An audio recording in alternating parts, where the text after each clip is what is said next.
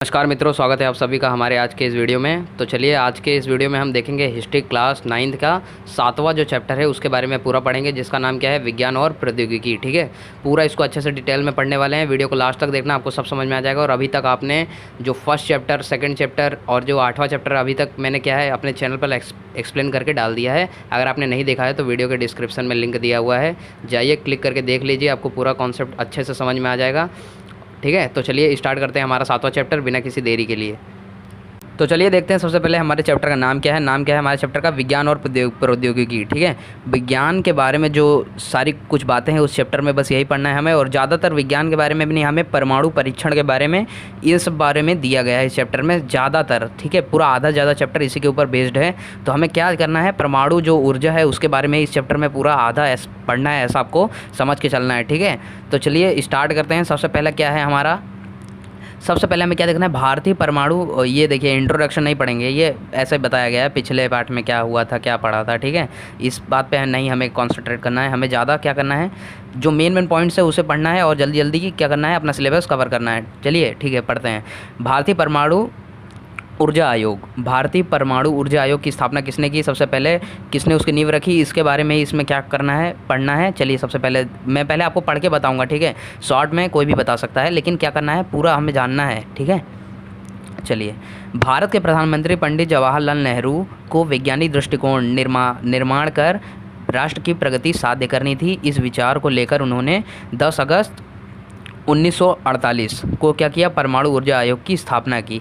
किसने किया, पंडित जवाहरलाल नेहरू ने, जो भारत के प्रथम प्रधानमंत्री थे। ठीक है, उन्होंने क्या किया, भारत की जो राष्ट्रीय प्रगति थी उसको साध्य करना था स्वतंत्रता के बाद। याद रखिए, ये सब जो जितना कुछ दिया हुआ है सब स्वतंत्रता के बाद दिया है, यानी हम जब हमें आज़ादी मिल गई थी उसके बाद ये सब क्या किया गया है, कार्य किया गया है। ये आपको ध्यान में रखना है। ठीक है, पंडित जवाहरलाल नेहरू ने क्या किया, 10 अगस्त 1948 यानी आज़ादी के लगभग 1 साल बाद।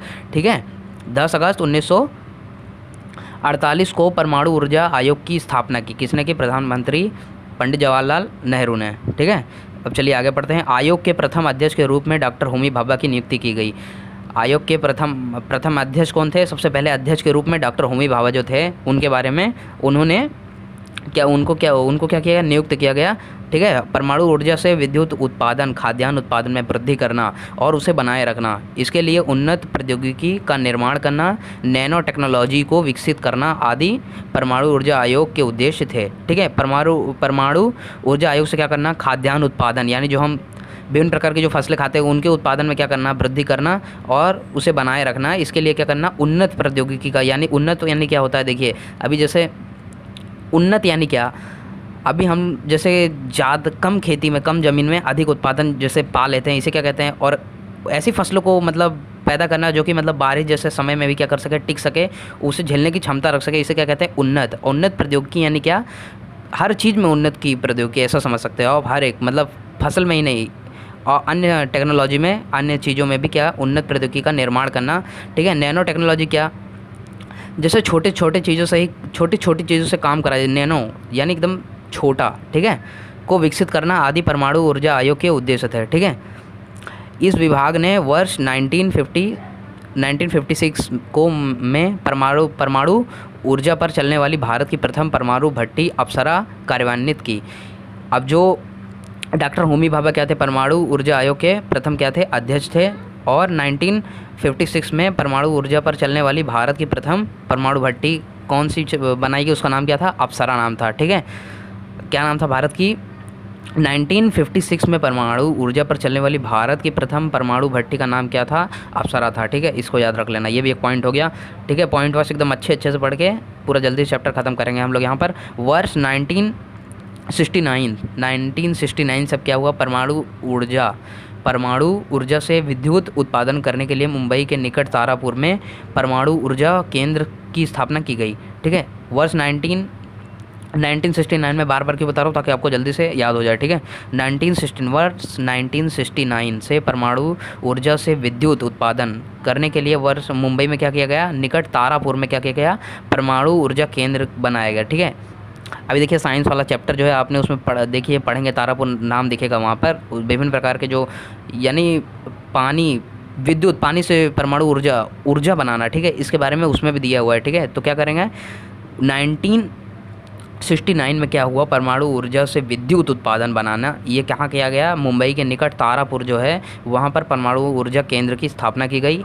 थोरियम का उपयोग विद्युत निर्मित के लिए तमिलनाडु के कल्पक्रम में रिएक्टर रिसर्च सेंटर्स में शुरू किया गया, ठीक है।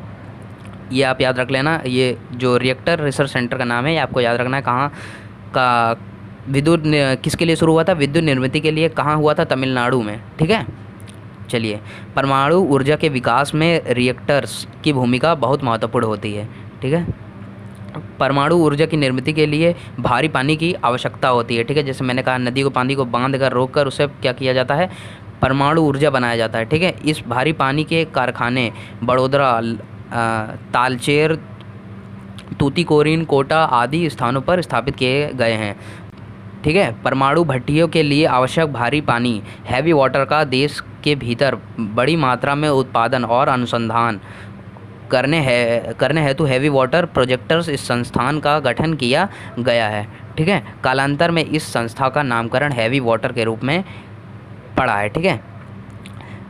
तो ये कुछ समझाने वाली बात ही नहीं, इधर आप समझ गए होंगे, ठीक है। ज़्यादा कुछ ऐसा हार्ड नहीं है, वो आपको समझ के लेने वाली बात है, मैं उसको एक्सप्लेन नहीं करूँगा, ठीक है।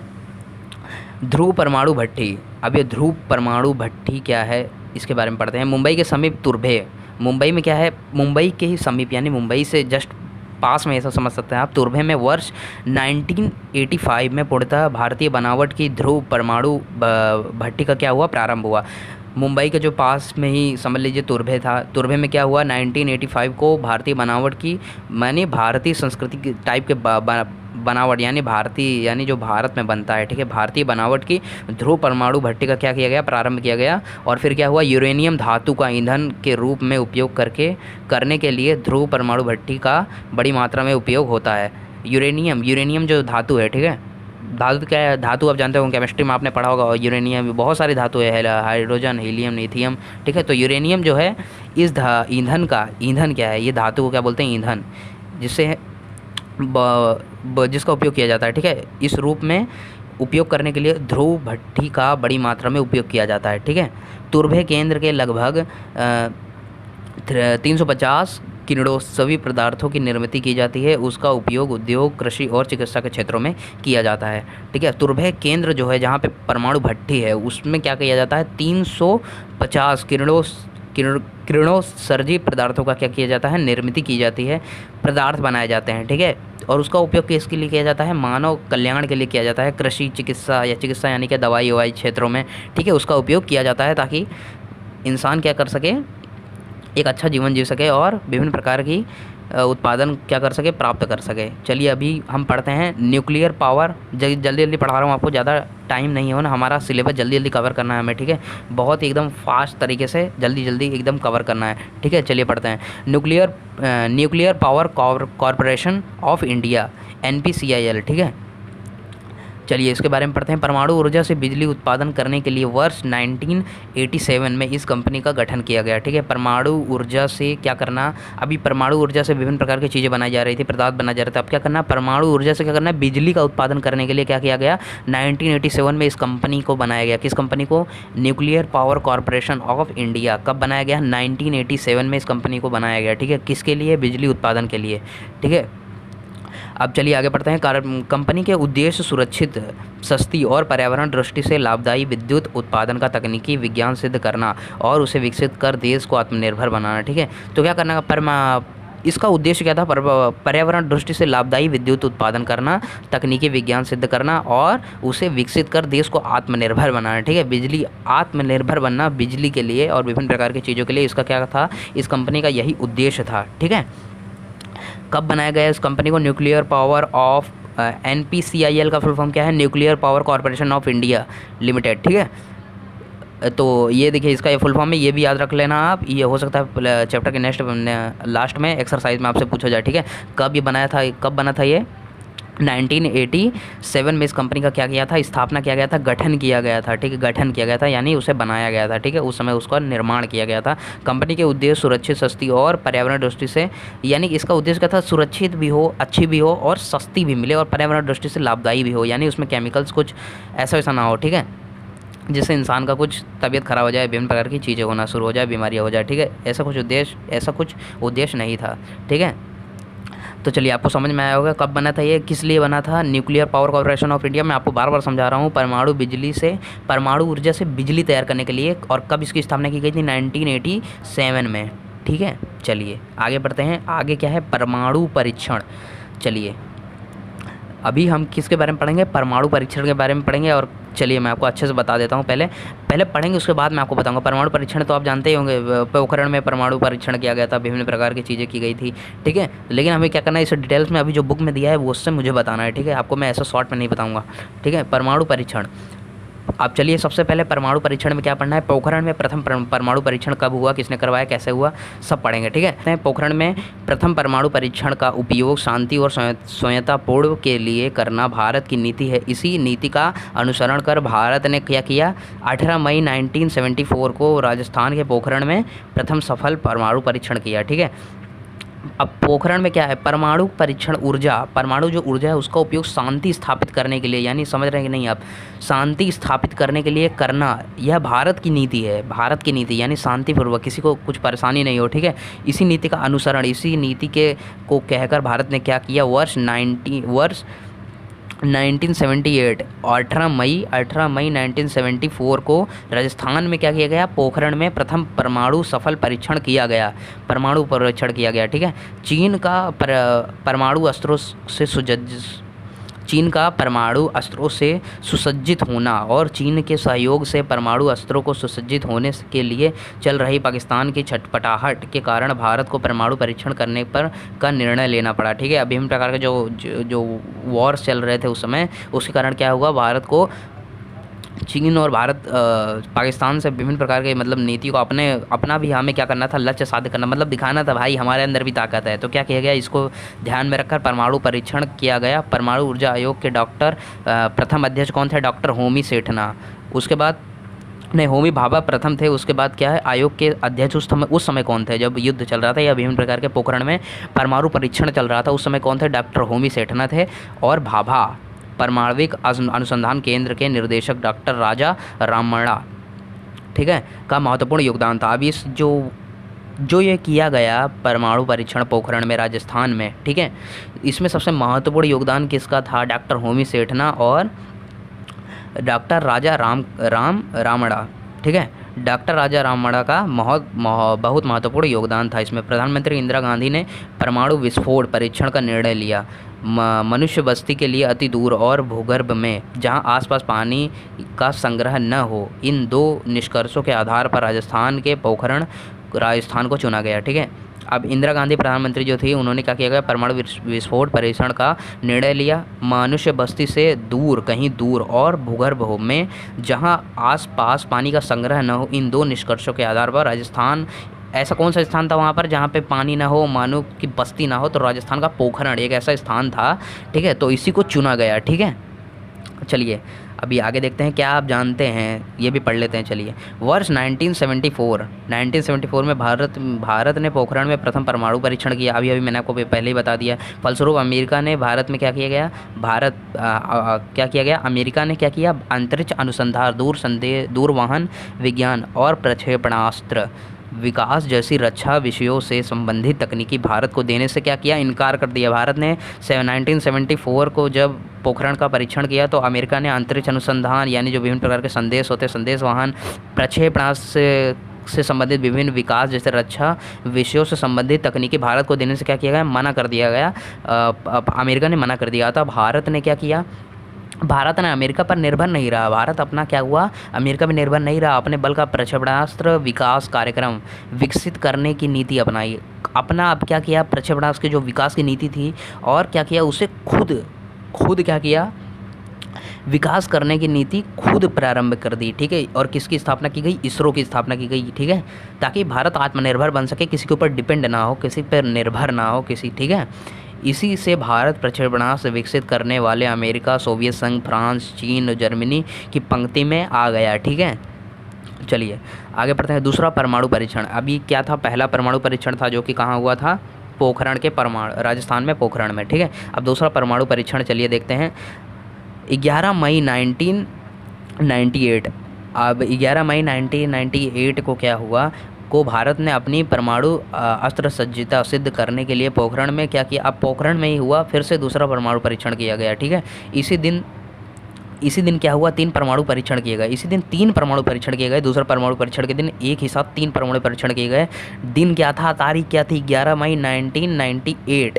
ठीक है, इस समय क्या किए गए, 3 परमाणु परीक्षण किए गए। उसमें इसी दिन 3 परमाणु परीक्षण किए गए। उसमें एक हाइड्रोजन बम था। प्रधानमंत्री अटल बिहारी वाजपेयी ने आश्वस्त कराया, भारत प्रक्षेपणास्त्रों का पहले प्रयोग नहीं करेगा। ठीक है, 3 परमाणु परीक्षण किए गए एक साथ। कब, 19, दूसरा परमाणु परीक्षण किया गया कहाँ किया गया, वहीं किया गया पोखरण में, राजस्थान के पोखरण में 11 मई 1998 को किया गया। ठीक है, प्रधानमंत्री अटल बिहारी, और इसमें एक क्या था, एक हाइड्रोजन बम था। ठीक है, हाइड्रोजन बहुत ही क्या होता है, विनाशकारी होता है। ठीक है, प्रधानमंत्री अटल बिहारी वाजपेयी ने क्या किया, आश्वस्त कराया, भारत प्रक्षेपणास्त्र जो है उसका पहले उपयोग नहीं करेगा। ठीक है, यानी दूसरे देशों पर पहले उपयोग नहीं करेगा, परंतु अमेरिका ने भारत पर तत्काल आर्थिक प्रतिबंध लगाए।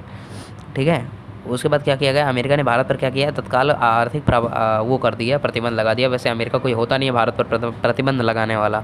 ठीक है, चलिए, लेकिन अभी दोस्ती है, बात माननी पड़ती है। ठीक है, चलिए आगे बढ़ते हैं। प्रक्षेपणास्त्र विकास। अब जो हमारा देखिए परमाणु परीक्षण है, यानी इसको प्रक्षेपण ही तो बोलते हैं एक प्रकार का। ठीक है, यानी क्या, प्रक्षेपणास्त्र विकास की, आप चलिए अब प्रक्षेपणास्त्र विकास के बारे में पढ़ेंगे। सबसे पहले मैं आपको पढ़ के पहले बता दूंगा पृथ्वी। ठीक है, पृथ्वी के बारे में पहले पढ़ेंगे, जिसे किसने बनाया था, डॉक्टर APJ अब्दुल कलाम ने बनाया था। ठीक है, बहुत ही महान PhD किया इन्होंने और बहुत ही महान साइंटिस्ट हैं और भारत के राष्ट्रपति भी रह चुके हैं।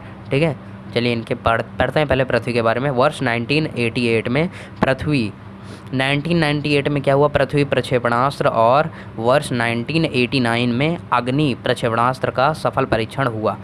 अब वर्ष 1988 में क्या हुआ, पृथ्वी प्रक्षेपणास्त्र किया गया, और वर्ष एक ही साल बाद क्या किया गया, वर्ष 1990 में अग्नि प्रक्षेपणास्त्र किया गया। पहले पृथ्वी किया गया, फिर क्या किया गया, उसके एक साल बाद ही अग्नि प्रक्षेपणास्त्र किया गया और सफल हुआ वो। ठीक है, संपूर्ण विश्व का ध्यान भारत ने परमाणविक परीक्षण विकास कार्यक्रम की ओर खींचा। ठीक है, integrate guided missile development programme IGMDP के अंतर्गत क्या किया गया, प्रक्षेपणास्त्र विकास का कार्यक्रम प्रारंभ किया गया, प्रक्षेपणास्त्र विकास का। ठीक है, विभिन्न प्रकार की यानी जो मिसाइल्स थी उनका प्रक्षेपण, ठीक है, इसका क्या किया गया, विकास होने लगा, विकास प्रारंभ किया गया भारत में। उसके अनुसार रक्षा अनुसंधान और विकास संस्थान DRDO ने प्रक्षेपणास्त्र निर्माण को प्रारंभ किया। ये सभी कार्य डॉक्टर APJ अब्दुल कलाम के नेतृत्व में सफल हुए। ठीक है, डॉक्टर APJ अब्दुल कलाम ने ये पृथ्वी और अग्नि जो है ये सब उन्होंने ही बनाया है, और उनके ही कालखंड में क्या हुआ, ये प्रक्षेपणास्त्र शुरू हुआ और प्रारंभ भी हुआ और ख़त्म इनके ही उसमें हुआ। ठीक है, तो क्या है, पृथ्वी में 1998 में पृथ्वी का प्रक्षेपणास्त्र किया गया जो कि एक मिसाइल थी। हाँ, फिर 1999 में अग्नि प्रक्षेपणास्त्र किया गया, वो भी एक मिसाइल थी, और क्या हुआ, वो सफल हुआ। किसके नेतृत्व में, डॉक्टर अब्दुल कलाम के। ठीक है, हमें गर्व होना चाहिए, मैं तो अपने मन से कहूँगा, मतलब अपनी बात बता रहा हूँ, हमें गर्व होना चाहिए ऐसे साइंटिस्टों पर। ठीक है, हमारे देश के सबसे महान साइंटिस्ट में से एक हैं डॉक्टर APJ अब्दुल कलाम। ठीक है, अब चलिए पृथ्वी 1। अब देखिए पृथ्वी 1 के बारे में पहले पढ़ रहे हैं। हाँ, पृथ्वी 1 जमीन से ज़मीन पर मार करने वाली मिसाइल थी। थल सेना को पृथ्वी 2 यानी क्या, वायुसेना को, और पृथ्वी 3 नौसेना को सौंपी गई। ठीक है, पृथ्वी प्रक्षेपणास्त्र की क्षमता 500 से 1000 किलो विस्फोटक वहन कर जाने की थी। ठीक है, पृथ्वी 1 क्या करती थी, ज़मीन से ज़मीन पर मारने का वाली मिसाइल थी। ठीक है, उसे किसी को दिया गया, थल सेना को दिया गया, और पृथ्वी 2 जो थी वो क्या थी, वायुसेना को दी गई, क्योंकि वो क्या करती थी, हवा में मारती थी। और पृथ्वी 3 जो थी और वो किसको दी गई, नौसेना, यानी जो जहाज़, यानी देखिए अभी पानी के अंदर जो लड़ते हैं विभिन्न प्रकार के पनडुब्बियाँ में, ठीक है, उनको दिया गया। ठीक है, चलिए अभी आप जानते हैं इसके बारे में पढ़ते हैं। क्या आप जानते हैं भारत सरकार के रक्षा विभाग के अंतर्गत वर्ष 1958 में रक्षा अनुसंधान और विकास संस्थान DRDO की स्थापना हुई। DRDO, ठीक है, जो भारत की विभिन्न प्रकार की मिसाइल्स या विभिन्न प्रकार के रक्षा सामग्री क्या है उसका ध्यान रखता है। उसकी स्थापना कब की गई? 1958 में की गई, ठीक है। भारत की रक्षा अनुसंधान और विकास संस्थान थी, कौन था? DRDO, ठीक है। रक्षा विभाग से संबंधित साधन, उपकरण और शस्त्र अस्त्र के विषय में देश को आत्मनिर्भर बनाना इस संस्थान का उद्देश्य था। वर्ष 1983 के पश्चात डॉक्टर APJ अब्दुल कलाम के मार्गदर्शन में इस संस्थान द्वारा अनेक प्रक्षेपणास्त्र मिसाइलें विकसित किए गए। अब्दुल कलाम जी के जो हमारे महान साइंटिस्ट थे उनके कार्यकाल में क्या किया गया? विभिन्न प्रकार के प्रक्षेपणास्त्र मिसाइल विकसित किए गए, ठीक है, इस संस्थान द्वारा, ठीक है, अब्दुल कलाम जी के नेतृत्व में। फिर क्या हुआ? प्रक्षेपणास्त्र मिसाइल निर्माण में डॉक्टर अब्दुल कलाम का बहुत बड़ा योगदान रहा। डॉक्टर अब्दुल कलाम को प्रक्षेपणास्त्र कार्यक्रम के जनक का तथा मिसाइल मैन के नाम से भी जाना जाता है, ठीक है। और मिसाइल अब्दुल कलाम बनाने में अब्दुल कलाम जो थे, डॉक्टर अब्दुल कलाम जी, वे क्या करते थे? मिसाइल मैन के नाम से जाने जाते थे, ठीक है। चलिए आगे पढ़ते हैं। आगे क्या है? बैलिस्टिक मिसाइल द्वारा पृथ्वी प्रक्षेपणास्त्र मिसाइल को 150 से 300 मीटर की दूरी तक लक्ष्य तय करना संभव हुआ। अब ये बैलिस्टिक मिसाइल थी वो क्या करती थी? पृथ्वी प्रक्षेपणास्त्र मिसाइल को 150 से 300 किलोमीटर की दूरी तक का लक्ष्य साधना संभव हुआ है, ठीक है। अब अग्नि के बारे में पढ़ते हैं। पृथ्वी के बारे में पढ़ लिया, अग्नि के बारे में पढ़ेंगे, ठीक है। पृथ्वी मिसाइल जो थी उसके कितने टाइप्स है? 1 2 3 1 पृथ्वी 1, पृथ्वी 2, पृथ्वी 3, जो कि 3 जन को दिया गया था। पहला वायुसेना, थल सेना और नौसेना को, ठीक है। चलिए अग्नि के बारे में पढ़ते हैं। चीन और पाकिस्तान को भारत की प्रक्षेपणास्त्र सामर्थ्य का अनुमान हो, भारत की सीमा सुरक्षित रहे, ठीक है। अब चीन को क्या? भारत का ताकत 3 और चीन और पाकिस्तान जो है उसे भी क्या हो? भारत की ताकत का अनुमान हो, हम भी मतलब सामर्थ्य हैं अपने आप को रक्षा करने के लिए, ठीक है। तो भारत की जो सीमा है वो सुरक्षित रहे। अब बार बार हमला करते रहते हैं, बार बार हारते रहते हैं वो लोग, तो क्या, ठीक है, मतलब ऐसा बार बार ना हो, इसके लिए क्या किया गया? अग्नि 1 का परीक्षण किया गया, ठीक है। इस सामरिक प्रक्षेपणास्त्र का लक्ष्य 700 किलोमीटर का था।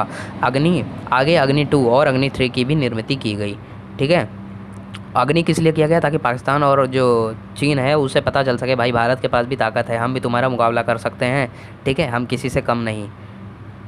और अग्नि 1 जो था उसका परीक्षण किया गया। इस सामरिक प्रक्षेपणास्त्र का लक्ष्य कितना था? 700 किलोमीटर का था, ठीक है। 700 किलोमीटर तक वो वार कर सकता था। 700 किलोमीटर, ठीक है। चलिए अभी आगे पढ़ते हैं। आकाश नाग प्रक्षेपणास्त्र। आकाश और नाग प्रक्षेपणास्त्र के बारे में पढ़ते हैं। चलिए, ज़मीन से आकाश में प्रहार करने के लिए वर्ष 1919 यानी 1990 में आकाश प्रक्षेपणास्त्र का निर्माण किया गया, ठीक है। अब किस मिसाइल का बनाया गया? कौन सी मिसाइल? जो ज़मीन से आसमान में मारने में सक्षम हो, ठीक है। कब बनाया गया? 1990 में यानी 1990 में। और उसका नाम क्या था? आकाश प्रक्षेपणास्त्र, ठीक है।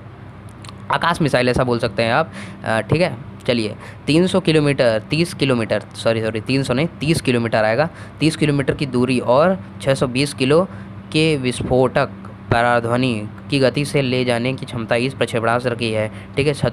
शत्रु यानी कि जो हमारा विरोधी है उसके पैटर्न टैंक नष्ट करने के लिए फायर एंड फॉरगेट स्वरूप के नागर प्रक्षेपणास्त्र तैयार किए गए। प्रक्षेपणास्त्र निर्मित के कारण सैनिक दृष्टि से भारत सुरक्षित हो गया, ठीक है।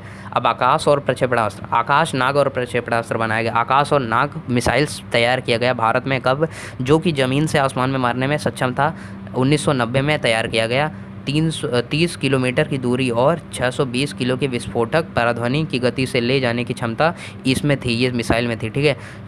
और जो शत्रु थे हमारे, जो विरोधी थे, उसके पैटर्न टैंक को क्या करना था? नष्ट करने के लिए फायर एंड फ्रिगेट रूप से नाग मिसाइल बनाई गई, ठीक है। ये क्या था? दुश्मन के जो फायर फ्रिगेट टैंक थे उसको क्या करता था? पैटर्न को नष्ट करने की क्षमता रखता था, ठीक है।